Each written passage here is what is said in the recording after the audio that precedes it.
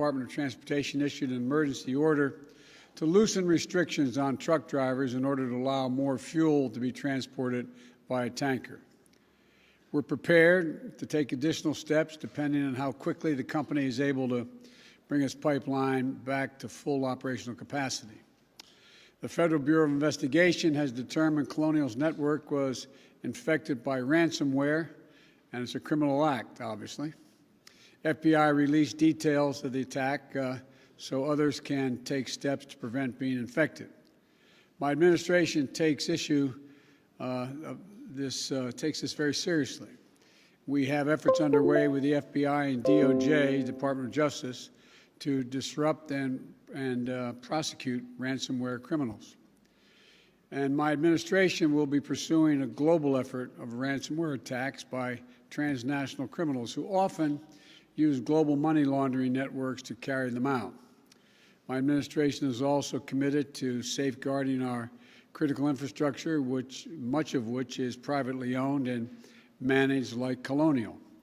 Private entities are making their own determination on cybersecurity, so to jumpstart greater private sector investment in cybersecurity, we launched a new public-private initiative in April.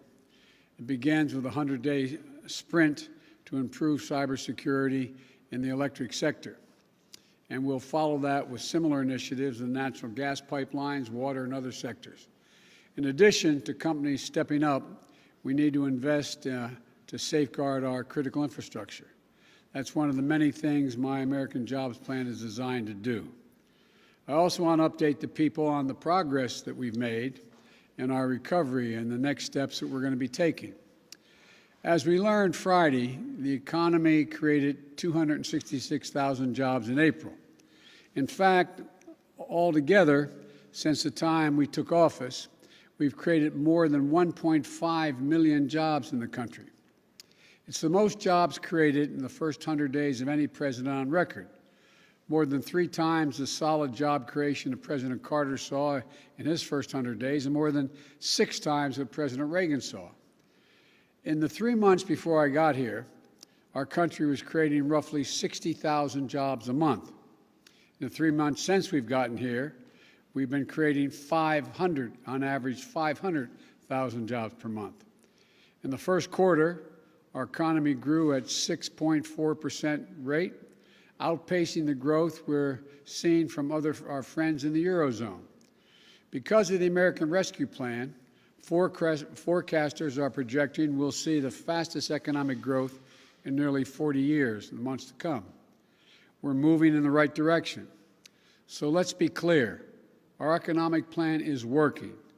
I never said, and no serious analyst ever suggested, that climbing out of the deep, deep hole our economy was in would be simple, easy, immediate, or perfectly steady.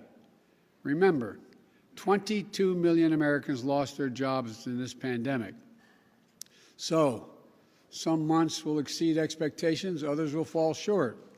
The question is, what is the trend line? Are we headed in the right direction? Are we taking the right steps to keep it going? And the answer clearly is yes. I also want to offer a bit more detail on the month's jobs numbers in particular. These monthly reports are a snapshot, as you all know. They take 1 week, a moment in time. Since this snapshot was taken around the week of April the 12th, since then, COVID-19 counts are down by more than 40% since then, and vaccination rates among working-age Americans has roughly doubled since then. This survey was taken before every adult was eligible to be vaccinated. So back then, 18% of working-age adults were fully vaccinated. Today, if it were taken, 34% are fully vaccinated. No wonder things in America feel better today than they did back when the survey was taken. With that context, here are the steps we're going to be taking to maintain our progress. First, today we're opening a portal for state and local governments to apply for the first funds from the American Rescue Plan.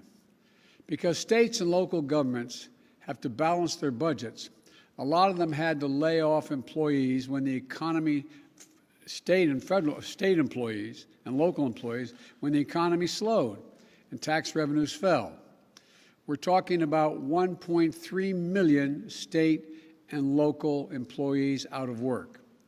Now the money we're going to be distributing now, is going to make it possible for an awful lot of educators, first responders, sanitation workers to go back to work. Second, this is a year-long program. Second, we're delivering assistance to tens of thousands of restaurants and bars across the country. Today, we're sending out the first relief checks to 16,000 hard-hit restaurants with help for many more to follow. A lot more people are going to be employed. Third, the employers bring back laid-off workers. To help them do that, we're going to remind them that there is some progress they can take advantage, some programs they can take advantage of. For example, employers can hire back their laid-off workers part-time without those workers having to give up all of their unemployment benefits. Here's another example.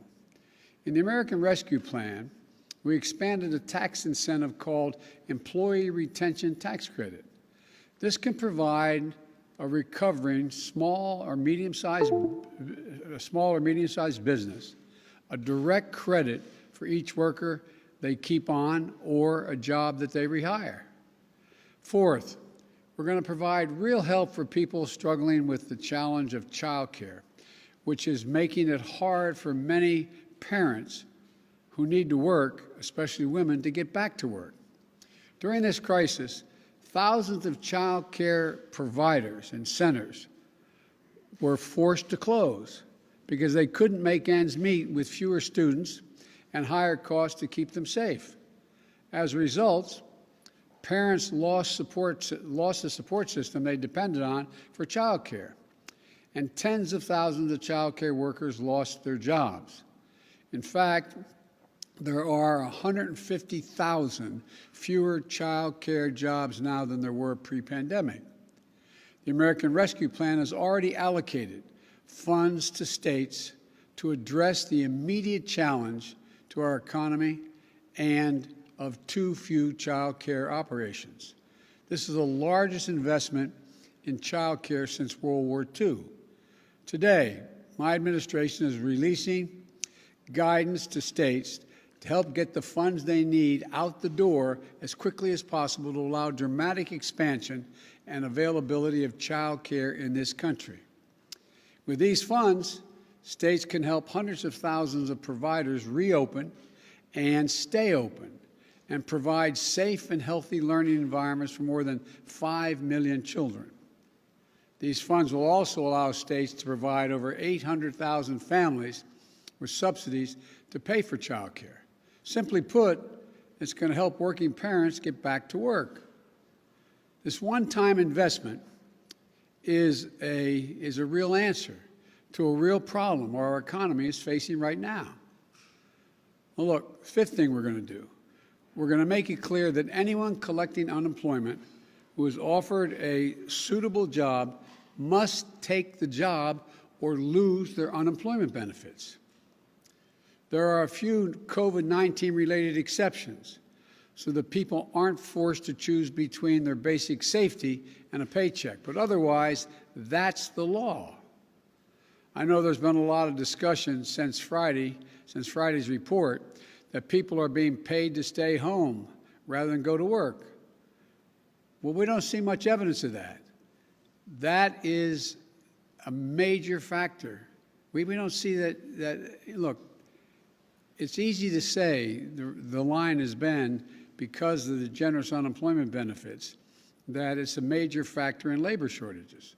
Americans want to work. Americans want to work. As my dad used to say, a job's about a lot more than a paycheck. It's about your dignity, your place in the community, being able to look your kid in the eye and say everything's going to be okay. I think the people who claim Americans won't work, even if they find a good and fair opportunity, underestimate the American people. So we'll insist that the law is followed with respect to benefits. but we're not going to turn our backs on our fellow Americans. 22 million people lost their jobs in this pandemic through no fault of their own. They lost their jobs to a virus and to a government that bungled its response to the crisis and failed to protect them. We still have 8 million fewer jobs than we did when the pandemic started. And for many of those folks, unemployment benefits are a lifeline.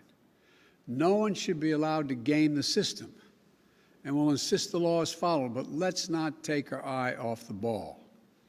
Families who are just trying to put food on the table, keep a roof over their head, they aren't the problem. We need to stay focused on the real problems in front of us, beating this pandemic and creating jobs. Again, the law is clear. If you're receiving unemployment benefits and you're offered a suitable job, you can't refuse that job and just keep getting the unemployment benefits. We're also working to overcome all the barriers that may be making it harder for people to get back to work. Child care, getting vaccinated, getting schools open. We're making progress in all these things. And we need others to step up and play a role as well. For example, we need employers to step up in a couple of ways. First, we need them to get help to their people and get them vaccinated. 2 weeks ago, I announced that we will provide a tax credit to employers if they give workers paid time off to get a shot and recover from the effects of the side effects, if there are any. Our economy can't achieve its full potential until we get more people vaccinated. Employers can help that. We also need to recognize that people will come back to work if they're paid a decent wage. The last Congress, before I became president, gave businesses over $1.4 trillion in COVID relief. Congress may have approved that money, but let's be clear, the money came from the American people, and it went from the American people to American businesses, many of them big businesses, to help them get through this pandemic and keep their doors open. I'm not questioning it. It was the right thing to do. But my expectation is that as our economy comes back, these companies will provide fair wages and safe work environments. And if they do, they'll find plenty of workers. And we're all going to come out of this together better than before. So we need to stay focused on creating jobs and beating this pandemic today and building back better for tomorrow. The American Rescue Plan is just that, a rescue plan. It's to get us out of the crisis and back on the track, but it's not nearly enough. That's why we need the American Jobs Plan, which is an 8-year investment, strategy to make sure working people of this country get to share in the benefits of a rising economy and to put us in a position to win the competition with China and the rest of the world for the 21st century. That's the next stage. That's what we're doing right now. We're working to get that passed. I want to thank you all, and may God protect our troops. Thank you. Mr. President, if you can't protect critical infrastructure from a criminal actor, how can you possibly protect it from a state actor? We can do both, and we will. Do you think Russia is involved at all implicitly with that attack? I'm going to be meeting with President Putin, and so far there is no evidence from our intelligence people that Russia is involved, although there's evidence that the actors' ransomware is in Russia. They have some responsibility to deal with this. Thank you. Decided who will get the AstraZeneca doses, Mr. President?